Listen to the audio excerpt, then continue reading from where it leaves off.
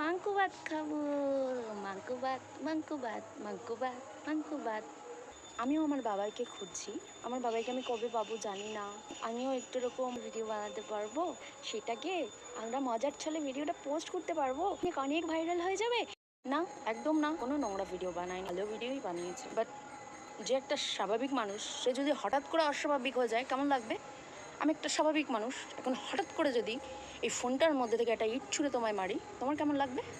ঠিক তেমনই আমাদের মতন মানুষদের ফিলিংসটা হয়েছে।